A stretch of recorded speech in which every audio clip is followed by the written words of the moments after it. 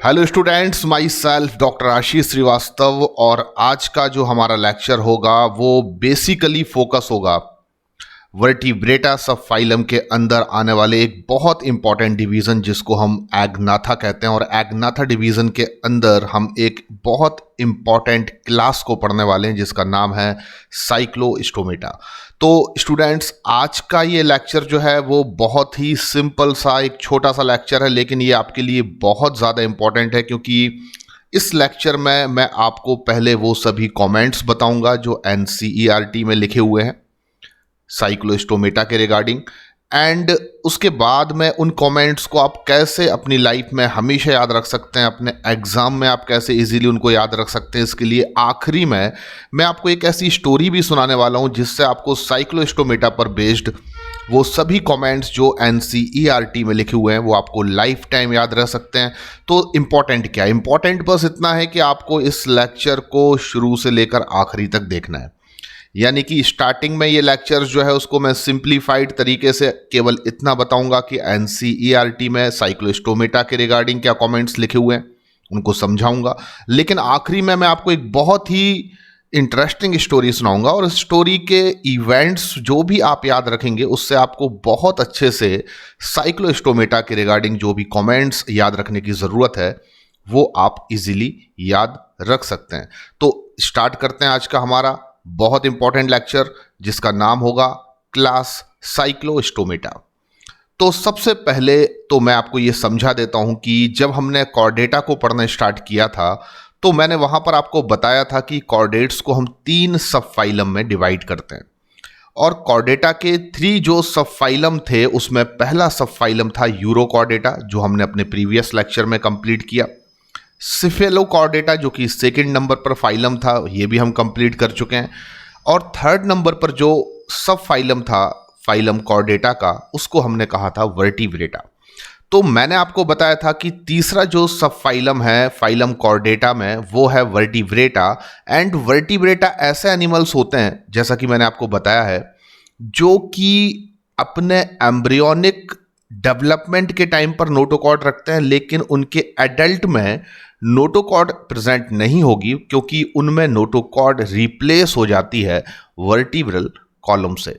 तो ये एक बहुत इंपॉर्टेंट कैरेक्टरिस्टिक फीचर है सब फाइलम वर्टिब्रेटा का कि इसमें नोटोकॉर्ड का रिप्लेसमेंट जो है वो वर्टिब्रल कॉलम से हो जाता है। सेकेंड इंपॉर्टेंट चीज आप याद करिए, मैंने आपको वर्टिब्रेटा के बारे में क्या बताया था कि इनको हम क्रेनिएटा भी कह सकते हैं। एंड इनको क्रेनिएटा कहने के पीछे रीजन केवल इतना है कि इनके पास ब्रेन बॉक्स प्रेजेंट होता है और क्रेनियम या ब्रेन बॉक्स की प्रेजेंस होने की वजह से इनको हम जब फर्दर डिवाइड करते हैं या क्लासिफाइड करते हैं on the basis of presence और एब्सेंस ऑफ क्रेनियम तो इनको हम क्रेनिएटा में रख देते हैं। अब इंपॉर्टेंट चीज यह है कि जो क्रेनियम होता है या ब्रेन बॉक्स होता है वर्टिब्रेट्स एनिमल में वो या तो कार्टिलेज का बना हो सकता है या फिर वो बोन्स का बना हो सकता है, यानी कि या तो वो बोनी हो सकता है या वो कार्टिलेजियस हो सकता है। इंपॉर्टेंट चीज ये है कि वर्टिब्रेटा को काफी डिटेल में स्टडी करना है हमें, तो सबसे पहले हम समझ लेते हैं कि वर्टिब्रेटा को हमने किन 2 डिविजन्स में डिवाइड किया। यानी कि आज मैं सबसे पहले आपको बताता हूं कि इस चैप्टर में वर्टिब्रेटा सब फाइलम को हम किस तरीके से क्लासिफाइड कर सकते हैं। देन आफ्टर आपको पता चल जाएगा कि साइक्लोस्टोमेटा की पोजीशन वर्टिब्रेटा में एक्चुअली में कहां पर है। तो सबसे पहले वर्टिब्रेटा को हम 2 डिवीजन में डिवाइड कर देते हैं। यहां पर जो मैंने टर्म यूज किया है डिवीजन, ये आप जनरली समझ लें कि वर्टिब्रेटा जो एनिमल्स हैं उनको हम 2 डिवीजन में डिवाइड कर रहे हैं। हालांकि बॉटनी में आपने पढ़ा होगा कि हम जनरली डिवीजन टर्म जो यूज करते हैं क्लासिफिकेशन के रिगार्डिंग वो हम फाइलम के लिए ही करते हैं, लेकिन यहां पर ऐसा कुछ भी नहीं है।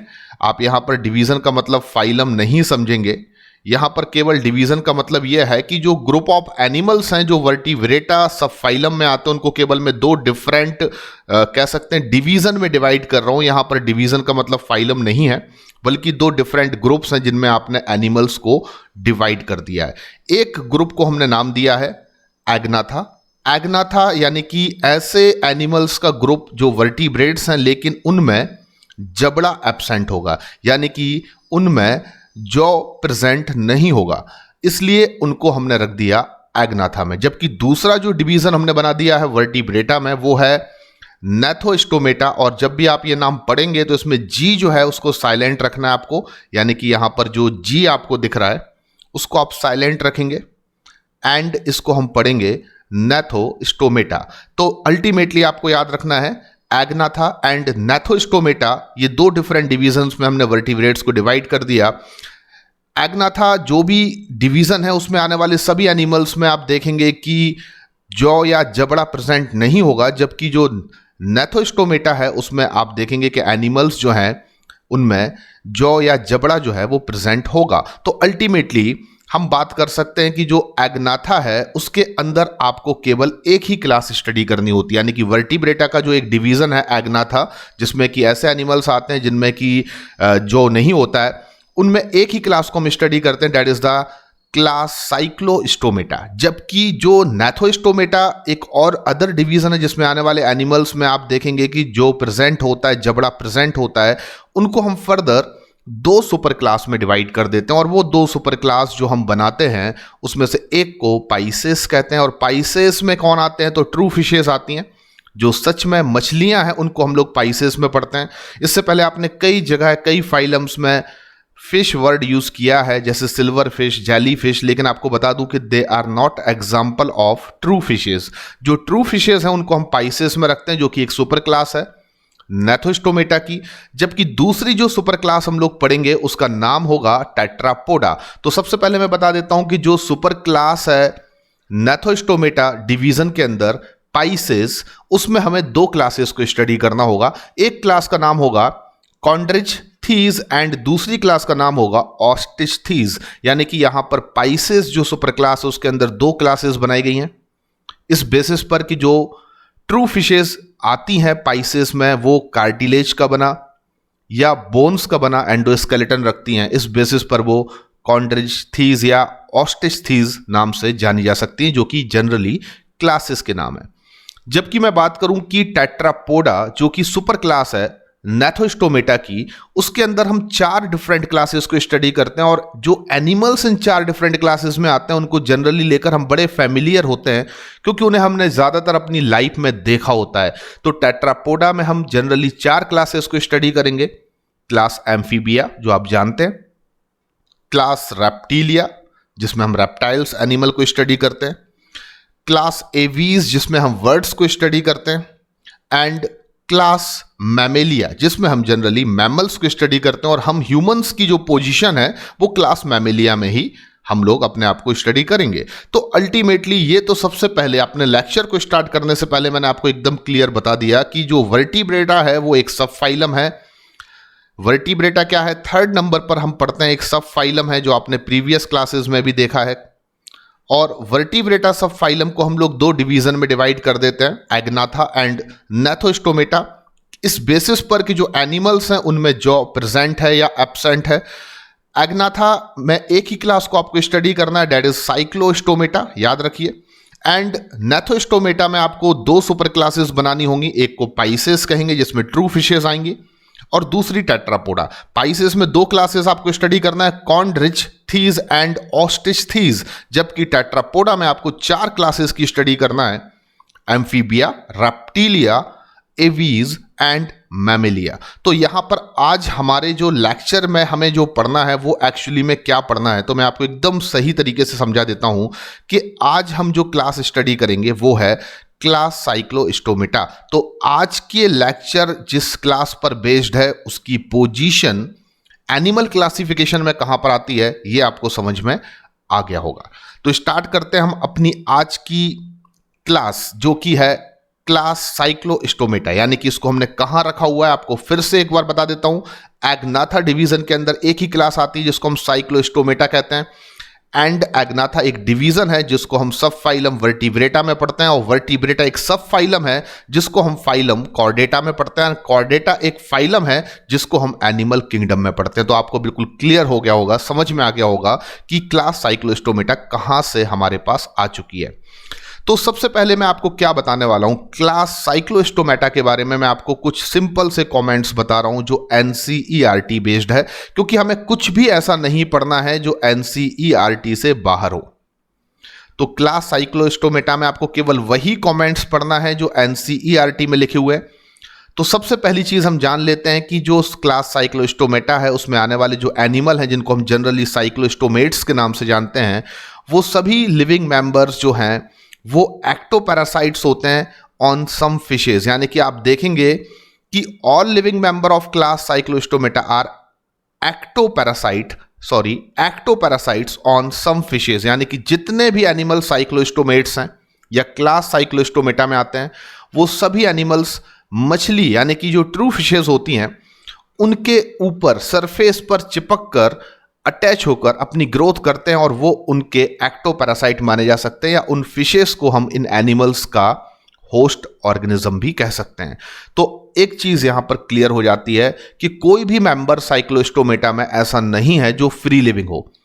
All cyclostomates animal are ectoparasite on some fishes, यानी कि सभी के सभी एक्टोपैरासाइट्स हैं, ये आपके लिए याद रखना है। सेकेंड इंपॉर्टेंट पॉइंट जो नीट में आने की प्रोबेबिलिटी सबसे ज्यादा रखता है वो कौन सा पॉइंट है? They have an elongated body.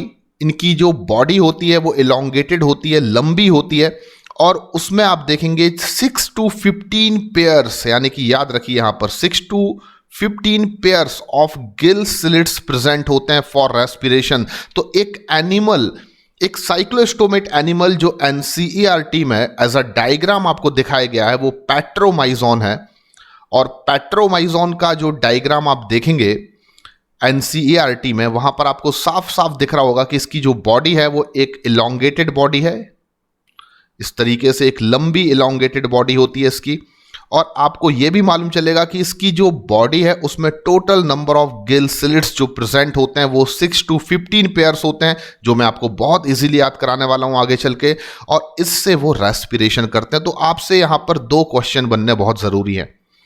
पहला क्वेश्चन जो साइक्लोस्टोमेटा पर से बन सकता है वो ये कि इसमें से कौन सा जॉलेस वर्टिब्रेट मोस्टली एक्टोपैरासाइट्स होते हैं ऑन सम फिशेस। तो आपका आंसर होगा जो भी ऑप्शन दिया गया है। फॉर एग्जांपल अगर आपके ऑप्शंस में पैट्रोमाइजोन है तो आप वहां पर याद रखें कि वो एक साइक्लोस्टोमेटा का मेंबर है, या माइक्जीन एक ऑप्शन दिया गया है तो वो भी आपको बता देता हूं साइक्लोस्टोमेटा का ही एग्जाम्पल है। तो लैम्प्रे हो या फिर माइक्जीन हो जिसको हैग फिश के नाम से हम जानते हैं, तो वो सभी साइक्लोस्टोमेटा के एग्जाम्पल है। आपको वहीं पर ऐसे किसी ऑप्शन को चूज करना होगा जो साइक्लोस्टोमेटा का एग्जाम्पल है। सेकंड क्वेश्चन जो यहां पर बन सकता है वो ये कि इनमें से किस वर्टिब्रेट एनिमल्स में 6 to 15 pairs Gill slit present होती हैं फॉर रेस्पिरेशन। तो वहां पर भी आपको जो ऑप्शन में सही नाम चूज करना है वो ऐसे किसी एनिमल का लेना है जो साइक्लोस्टोमेट एनिमल हो, यानी कि वो क्लास साइक्लोस्टोमेटा को बिलोंग करता हो, क्योंकि ये दो कमेंट्स बहुत इंपॉर्टेंट है, ये पहला कमेंट और ये दूसरा कमेंट। तो दोनों कमेंट्स आपको समझ में आ चुके होंगे। तीसरा कमेंट आपको याद रखना है कि cyclostomates have a sucking and circular mouth without jaw. तो आपको याद रखना है कि जितने भी साइक्लोस्टोमेट्स एनिमल हैं उनका जो माउथ होता है वो हमेशा सर्कुलर होता है। जैसे कि आपको पहले भी मैंने बताया कि इनके पास आपको कभी भी क्या देखने को नहीं मिलेगी, तो लैक ऑफ जॉ, यानी कि ये जबड़ा नहीं रखते हैं, पहली चीज याद रखें। इसलिए इनका जो माउथ है वो सर्कुलर होता है, और वो सर्कुलर माउथ से इजीली क्या कर सकते हैं, तो किसी भी होस्ट फिशेस की सरफेस पर चिपक कर ये अपने सर्कुलर माउथ से उस होस्ट फिश से न्यूट्रिशन को सक कर सकते हैं। तो यही आपको ये पॉइंट याद रखना है कि ये सब एक्टोपैरासाइट्स हैं। तो हम कह सकते हैं कि इनका जो सर्कुलर माउथ है वो एक टाइप से अडेप्टेशन है इनके एक्टोपैरासिटिक नेचर को बनाए रखने के लिए, ताकि ये इजीली अपने होस्ट एनिमल से न्यूट्रिशन को सक कर सके। तो जितने भी साइक्लोस्टोमेट्स एनिमल हैं उन सभी का जो माउथ होता है वो सर्कुलर होता है, that is very important, and वो उस सर्कुलर माउथ से सक कर सकते हैं न्यूट्रिशन को अपने होस्ट की बॉडी सरफेस से। नेक्स्ट इंपॉर्टेंट पॉइंट जो आपको याद रखना है कि जितने भी साइक्लोस्टोमेट्स एनिमल है, हमारी एनसीईआरटी में तो दो ही एग्जाम्पल दिए गए, एक लैम्प्रे है जिसको आप जनरली किस नाम से जानते हैं? तो पेट्रोमाइजोन के नाम से भी जानते हैं। एक माइक्सिन है जिसको हम हैग फिश के नाम से जानते हैं। लेकिन इसके अलावा भी और साइक्लोस्टोमेट्स एनिमल नेचर में होते हैं, ऐसा नहीं है, 2 ही एनिमल्स हैं। पर जितने भी साइक्लोस्टोमेट्स एनिमल हैं उनकी स्किन पर आपको कभी भी स्केल्स या शल्क देखने को नहीं मिलेगी, यानी कि शल्कनुमा त्वचा। आपने सुना होगा कि जो रेप्टिलिया होते हैं उनकी ये बड़ी यूनिक प्रॉपर्टी होती है कि उनकी स्किन पर स्केल्स प्रेजेंट होते हैं। तो स्केल्स जो हैं जनरली वो आपको देखने को नहीं मिलेंगे किसी भी साइक्लोस्टोमेट्स एनिमल की स्किन पर, लेकिन इनके पास जो फिन्स होते हैं वो पेयर्ड होते हैं। तो ये एक बहुत इंपॉर्टेंट कमेंट्स है, no scales and paired fins. Next important चीज आपको याद रखना है कि इनके पास क्रैनियम तो होगा, क्योंकि हमने आपको बताया कि वर्टिब्रेट्स को क्रेनिएटा में हम लोग कंसीडर्ड करते हैं। जितने भी वर्टिब्रेट्स एनिमल हैं वो सभी क्रेनिएटा हैं, उनमें क्रैनियम बॉक्स प्रेजेंट होता है, ब्रेन बॉक्स प्रेजेंट होता है। लेकिन जो साइक्लोस्टोमेट्स एनिमल हैं उनका जो ब्रेन बॉक्स है क्रैनियम है, और उनका जो वर्टिब्रल कॉलम है वो बोन्स का नहीं बल्कि कार्टिलेज का बना होता है। That is very important point. जब आप पाइसेस पढ़ेंगे तो वहां आपको याद रखना होगा कि किस ट्रू फिश में एंडोस्केलेटन बोनी है और किस ट्रू फिश में एंडोस्केलेटन जो है वो कार्टिलेजिनियस है।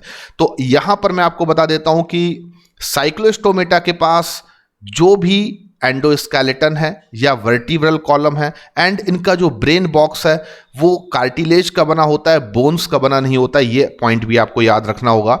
नेक्स्ट इंपॉर्टेंट कमेंट आपको याद रखना है कि इनके पास सर्कुलेटरी सिस्टम क्लोज्ड होता है। तो यहां पर आपको बहुत ज्यादा लोड लेने की जरूरत नहीं है, क्योंकि मैंने आपको बहुत पहले बता दिया और बार बार मैंने सर्कुलेटरी सिस्टम पर कमेंट्स किए हैं अपने प्रीवियस लेक्चर में। तो मैंने आपको बताया है कि जितने भी कॉर्डेट्स होते हैं उसमें से एक केबल सब फाइलम ऐसा है जिसको छोड़ दिया जाए तो सभी कॉर्डेट्स में सर्कुलेटरी सिस्टम कैसा होता है?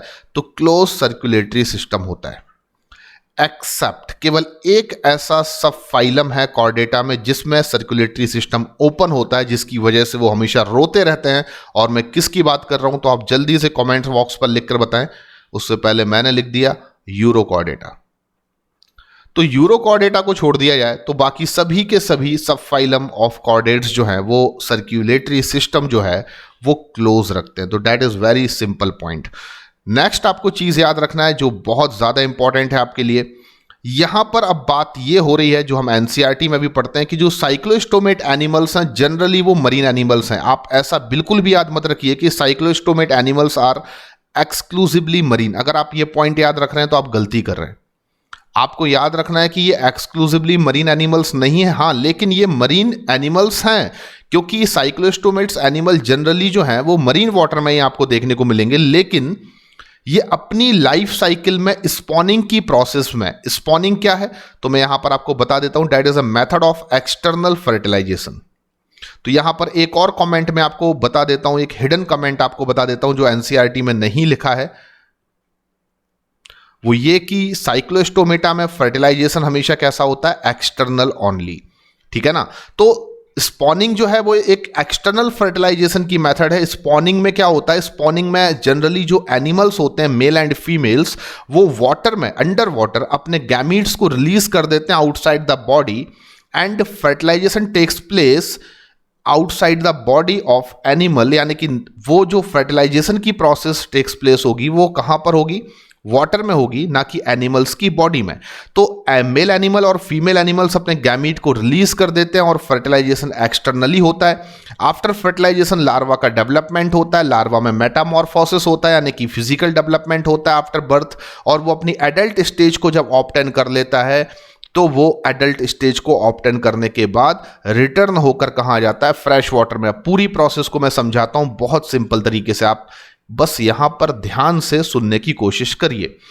आप कंसीडर करिए कि ये मेल और फीमेल, ये मेल एंड फीमेल साइक्लोस्टोमेट एनिमल्स हैं और ये मरीन वाटर में है।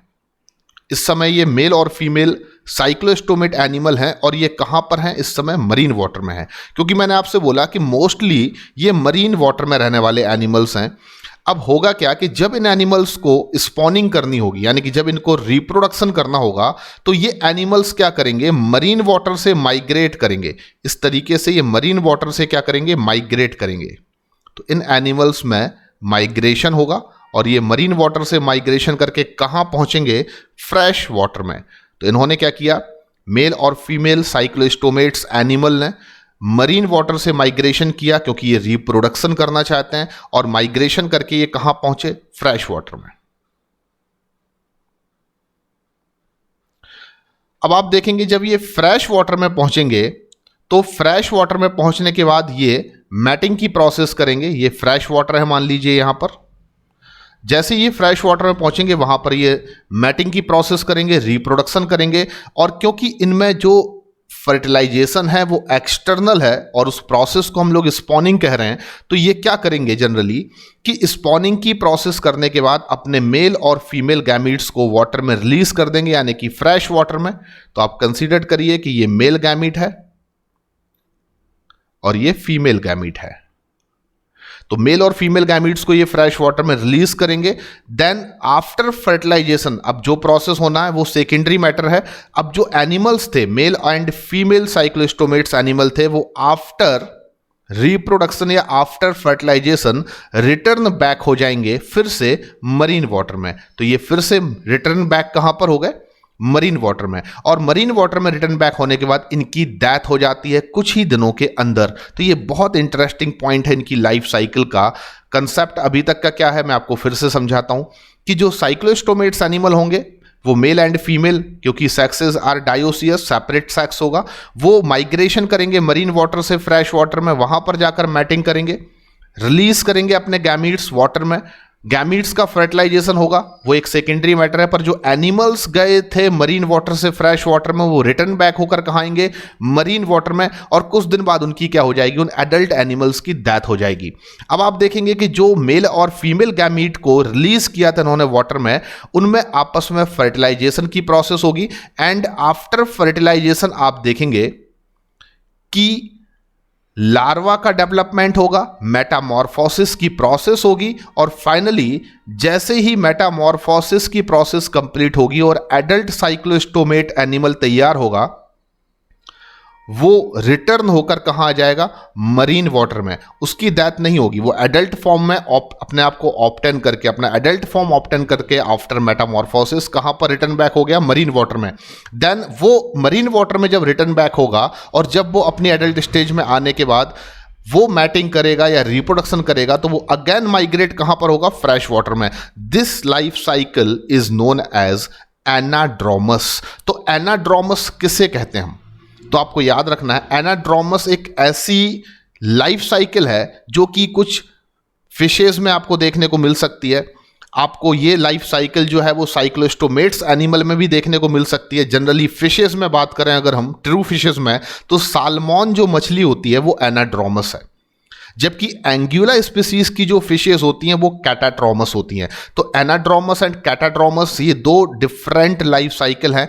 एनाड्रोमस का कंसेप्ट आपको समझना जरूरी है इस समय। जो साइक्लोस्टोमेट्स एनिमल शो करते हैं, कंसेप्ट बहुत सिंपल है कि साइक्लोस्टोमेट्स एनिमल अपनी एडल्ट स्टेज में जब मरीन वाटर में रहते हैं तो ये माइग्रेट करते हैं for reproduction to fresh water. Fresh water में जाने के बाद ये अपने गैमीट्स को रिलीज करते हैं, देन वो रिटर्न बैक होकर आते हैं मरीन वाटर में, और कुछ दिन के बाद उनकी डेथ हो जाती है। जो गैमीट्स उन्होंने रिलीज किए थे फ्रेश वाटर में, उनके बीच में फर्टिलाइजेशन की प्रोसेस होती है, लार्वा का फॉर्मेशन होता है, लार्वा में मेटामॉर्फोसिस के थ्रू डेवलपमेंट होता है। जब पूरे फिजिकल डेवलपमेंट कंप्लीट हो चुके होते हैं तो एक एडल्ट स्टेज में एनिमल का फॉर्मेशन होता है, जो फिर रिटर्न बैक होकर कहां आता है? मरीन वाटर में। इस कंप्लीट लाइफ साइकिल को हम क्या कह सकते हैं? एनाड्रोमस। तो आपको याद रखना है कि एनाड्रोमस का मतलब क्या होगा कि एनिमल्स जनरली जो कह सकते रहेंगे वो मरीन वाटर में रहेंगे, लेकिन स्पॉनिंग की प्रोसेस के लिए वो फ्रेश वाटर में जाते हैं। Then after spawning they return back to marine water. अब मैं बात करता हूं एग्जाम्पल्स को लेकर, तो आपको याद रखना है कि साइक्लोस्टोमेट्स के जो एग्जाम्पल हैं वो आपके दो ही एग्जाम्पल आपको याद रखने हैं। Number 1 Petromyzon, and second example आपको याद रखना है माइक्सिन, जिसको हम हैग फिश भी कहते हैं। तो ये डायग्राम यहां पर आप देख सकते हैं, ये एक पेट्रोमाइजोन साइक्लोस्टोमेट एनिमल है, और यहां पर आप देख सकते हैं ये वाला, ये लैम्प्रे है। आपको इन दोनों डायग्राम्स को याद रखने की जरूरत नहीं है, बस आपको इतना याद रखना है कि ये जो डायग्राम मैंने यहां पर बना रखा है ये एनसीईआरटी में दिया गया है, और एनसीईआरटी में अगर ये डायग्राम को लेकर कभी क्वेश्चन आ जाता है कि ये डायग्राम किस एनिमल को रिप्रेजेंट कर रहा है, तो आप इसको बहुत ध्यान से देख लीजिए, जिसमें पेयर्ड फिन्स हैं और इलोंगेटेड बॉडी है, स्किन पर कोई स्केल नहीं है। इसका नाम है पैट्रोमाइजोन। तो कभी भी ये क्वेश्चन आ सकता है कि जॉलेस वर्टिब्रेट एनिमल इनमें से कौन है, तो आप कम से कम 2 एग्जाम्पल याद रखें, एक जिसका डायग्राम एनसीईआरटी में दिया गया यानी कि पैट्रोमाइजोन, और दूसरा एग्जाम्पल जो एनसीईआरटी में दिया गया पर इसका डायग्राम नहीं दिया गया वो है माइक्सिन, जिसको हम हैगफिश के नाम से भी जानते हैं। तो अभी तक की जो भी बातें थी वही आपको याद रखना है अपने एग्जामिनेशन के लिए साइक्लोस्टोमेटा के रिगार्डिंगली। लेकिन अब समय हो चुका है स्टोरी का। तो जितनी भी चीज़ें मैंने आपको बताई हैं, वेरियस कमेंट्स मैंने आपको डिस्कस किए हैं, आपसे डिस्कस किए हैं, उन सभी कमेंट्स को हम अपनी लाइफ में कैसे इजीली याद रख सकते हैं, इसके लिए मैं साइक्लोस्टोमेटा पर बेस्ड एक स्टोरी आपको सुनाने वाला हूं। आप बहुत ध्यान से इस कहानी को सुनिए। वैसे फंडामेंटली तो आपको ये कमेंट्स रटे होने चाहिए अपने नीट एग्जामिनेशन के लिए, लेकिन इन कमेंट्स को आप इजीली याद रख सकें और लंबे समय तक ये आपके दिमाग में बने रहे, इसलिए मैं एक स्टोरी आपको सुना रहा हूं। आज की जो स्टोरी है वो बहुत इंटरेस्टिंग स्टोरी है, क्योंकि आज की स्टोरी में मैं आपको बताऊंगा एक अपने ऐसे फ्रेंड के बारे में जो बहुत ज़्यादा एक्सट्रीम लार्ज साइज का इंसान था। यानी कि मेरा एक ऐसा दोस्त जिसकी जो साइज थी वो एक्सट्रीमली लार्ज थी, यानी कि मैं कह सकता हूं माई ह्यूज फ्रेंड। तो ये मेरा एक ऐसा दोस्त है जिसको मैं नाम दे रहा हूं this is my huge friend. ये मेरा ह्यूज फ्रेंड है। अब मैं आपको बता दूं ये मेरा जो ह्यूज फ्रेंड है वो इतना एक्सट्रीम साइज का है कि अगर इसके कंपैरिजन में मैं किसी नॉर्मल इंसान को खड़ा करूं तो आप समझ सकते हैं कि एक नॉर्मल इंसान इतना छोटा दिखेगा आपको, और उसके सामने ये जो मेरा ह्यूज फ्रेंड है वो इतना ज़्यादा एक्सट्रीमली लार्ज साइज का आपको दिखाई देगा। तो कहानी स्टार्ट कहाँ से हो रही है? मेरा एक दोस्त है जिसको मैं नाम दे रहा हूं माई ह्यूज फ्रेंड। अब आगे बढ़ते हैं। अब मेरा जो ह्यूज फ्रेंड है, मेरा तो एक ही ह्यूज फ्रेंड है, पर उसके जो है वो pair of 6 to 15 good friends हैं। यानी कि मेरे जो ह्यूज फ्रेंड है उसके खुद के 6 से 15 पेयर बहुत सारे गुड फ्रेंड्स हैं। तो आप स्क्रीन पर देख सकते हैं कि जो मेरा ह्यूज फ्रेंड है उसके pair of 6 to 15 good friends हैं। तो कहानी आगे बढ़ती जा रही है, आपको सुनते चलना है। तो पहले मैंने आपको क्या सिखाया कि मेरा एक ह्यूज फ्रेंड है जो साइज में बहुत लार्ज है, and my huge friend has pair of 6 to 15 good friends. उसके भी अपने 6 से 15 पेयर बहुत अच्छे दोस्त हैं जो हर एक परिस्थिति में उसके साथ खड़े होते हैं। एक बार वो पटियाला जाने का प्लान बनाते हैं, यानी कि मेरा ह्यूज फ्रेंड और उसके pair of 6 to 15 good friends ये डिसाइड करते हैं कि वो पटियाला जाएंगे। और पटियाला जाने के बाद उन्होंने सोच के रखा है कि वो एक टॉप मस्ती करेंगे, यानी कि वो पटियाला जाकर अपने फ्रेंड्स के साथ सभी दोस्त आपस में मिलकर एक टॉप मस्ती करेंगे। तो वो कहाँ जाना चाहते हैं? पटियाला जाना चाहते हैं, और वहाँ जाकर वो एक टॉप मस्ती करना चाहते हैं। क्योंकि साइक्लोस्टोमेटा के रिगार्डिंग ये स्टोरी चल रही है तो इनकी एक टॉप मस्ती कैसे पॉसिबल है? तो ये एक टॉप मस्ती करना चाहते हैं ऑन साइकिल, यानी कि एक टॉप मस्ती इनको करना है ऑन साइकिल, और वहां पर एक ऐसे इंसान से भी इनको मिलना है जो इस कहानी का अन्ना है, जो इस कहानी का क्या है? अन्ना।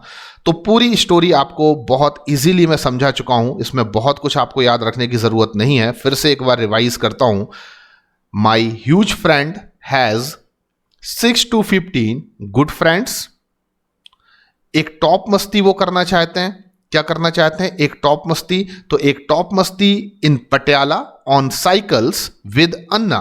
तो पूरी कहानी को मैं इस तरीके से लिख सकता हूं कि my huge friend has pair of 6 to 15 good friends, एक टॉप मस्ती in Patiala on the cycles with अन्ना।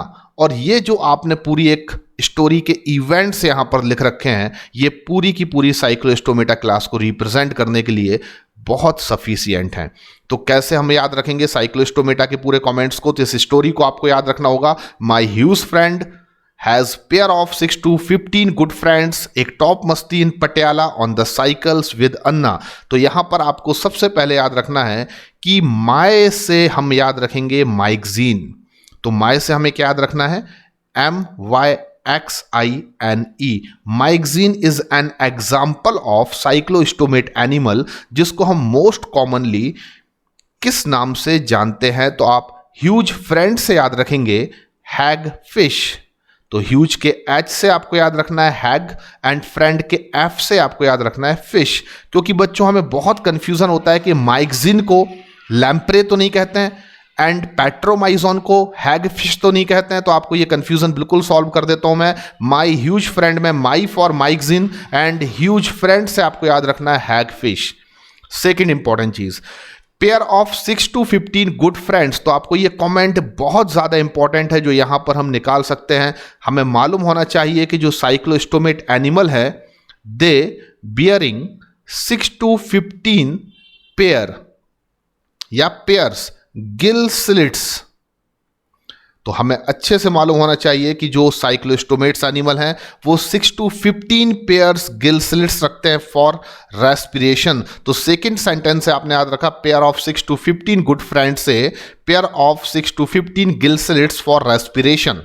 उसके बाद हमें याद रखना है एक टॉप मस्ती। तो यहां पर एक टॉप को अगर आप एक साथ पढ़ने की कोशिश करें तो आपके मुंह से क्या निकलने वाला है? लिखिए, एक टॉप, एक्टॉप, एक्टोपैरासाइट। एक टॉप से आपको याद क्या रखना है? एक्टोपैरासाइट। तो यहां पर एक्टॉप से आपको याद रखना है एक्टोपैरासाइट। तो ये कमेंट भी हमें याद हो गया कि all living cyclostomates animal are ectoparasites on some fishes. तो ये जनरली कुछ मछलियों की सरफेस पर चिपक कर अपनी लाइफ साइकिल कंप्लीट करते हैं। They are ectoparasite on some fishes. ये कमेंट भी आपको बहुत इजीली याद हो गया। अब आपको मस्ती से याद रखना है कि इनके पास जो माउथ होता है, ये तो हम बहुत अच्छे से जानते हैं कि इनके पास जॉ प्रेजेंट नहीं होता है, ये जबड़ा नहीं रखते हैं। तो मस्ती से फिलहाल आप याद रखें माउथ, एंड नीचे जो साइकिल लेटर आ रहा है उससे आप याद रखें सर्कुलर। तो कंसेप्ट क्या बन गया? इनके पास जो माउथ होता है वो सर्कुलर होता है। तो यहां पर एक टॉप से आपने याद रखा एक्टोपैरासाइट्स, एंड मस्ती से आपने याद रखा माउथ, और उसके जस्ट नीचे साइकिल से आपने याद रखा सर्कुलर, यानी कि इनके पास सर्कुलर माउथ होता है। अब आपको याद रखना है पटियाला के पटिया से। पटियाला को हमने दो पार्ट में ब्रेक कर दिया, पटिया और ला। तो पटिया से आपको याद रखना एक example, another example of cyclostomate animal that is Petromyzon. तो Petromyzon is another example of cyclostomata. और LA से आपको याद रखना, पटियाला के LA से आपको याद रखना कि इसका जो कॉमन नेम है वो लैम्प्रे भी है।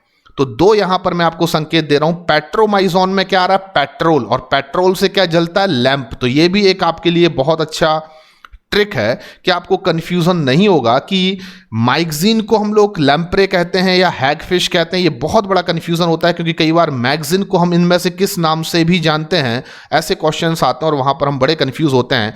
तो माइगजीन को हम लोग हैगफिश बोलते हैं क्योंकि my huge friend, and Patiala में Patia for Petromyzon and la for lamprey. या दूसरा कंसेप्ट मैं आपको दे रहा हूं, पैट्रोमाइजोन में पेट्रोल की फीलिंग आ रही है एंड लैम्प्रे में लैंप की फीलिंग आ रही है। लैंप किससे जल सकता है? किसी इन्फ्लामेबल फ्यूल से जल सकता है जो क्या है? पेट्रोल। तो आप ऐसे भी याद रख सकते हैं पैट्रोमाइजोन को लैम्प्रे कहते हैं, ना कि हैगफिश। हैगफिश हम माइगजीन को कहते हैं। नेक्स्ट इंपॉर्टेंट चीज याद रखना आपको, साइकिल से एक चीज आपने साइकिल से याद रखी सर्कुलर माउथ, दूसरी चीज याद रखें कि this mnemonics is related to cyclostomata. तो साइकिल यहां पर एक बार आपको फिर से बता रही है कि ये पूरा का पूरा कहानी जो है वो आप किसके रिगार्डिंग पढ़ रहे हैं? तो आपको याद रखना है साइक्लोस्टोमेटा के रिगार्डिंगली। अब नेक्स्ट बड़ी इंपॉर्टेंट चीज है अन्ना। तो Patiala on the cycle with Anna. तो अन्ना से आपको याद रखना है कि इन सभी एनिमल्स में एक बिहेवियर होता है जिसको हम लोग एनाड्रोमस कहते हैं। तो हमेशा याद रखिए कि एनाड्रोमस क्या है, तो मैं आपको बता देता हूं। एनाड्रोमस एक ऐसा बिहेवियर है कुछ एक्वाटिक एनिमल्स का जो मोस्टली आपको फिशेस में देखने को मिलेगा।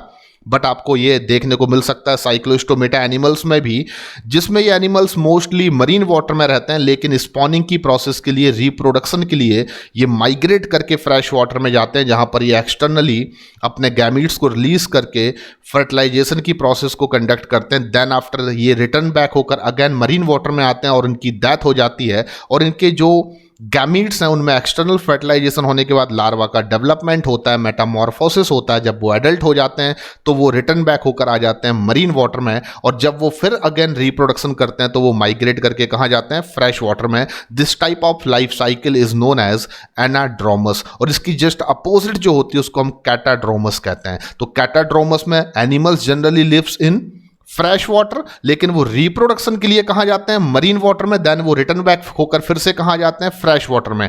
तो अगर वो फ्रेश वाटर में रहते हैं, रिप्रोडक्शन करने के लिए मरीन वाटर में जा रहे हैं, देन वो रिटर्न बैक हो रहे हैं फ्रेश वाटर में, तो दिस प्रोसेस इज कैटाड्रोमस। लेकिन इसका अपोजिट कि अगर वो मरीन वाटर में रहते हैं पर स्पॉनिंग या रिप्रोडक्शन करने के लिए वो कहां जा रहे हैं, फ्रेश वाटर में, देन रिटर्न बैक होकर कहां आ रहे हैं, मरीन वाटर में, तो दिस प्रोसेस इज एनाड्रोमस। तो आपको कंसेप्ट बिल्कुल क्लियर हो चुका होगा कि जितने भी साइक्लोस्टोमेट्स एनिमल हैं they are anadromous animal. That is number 1 comment.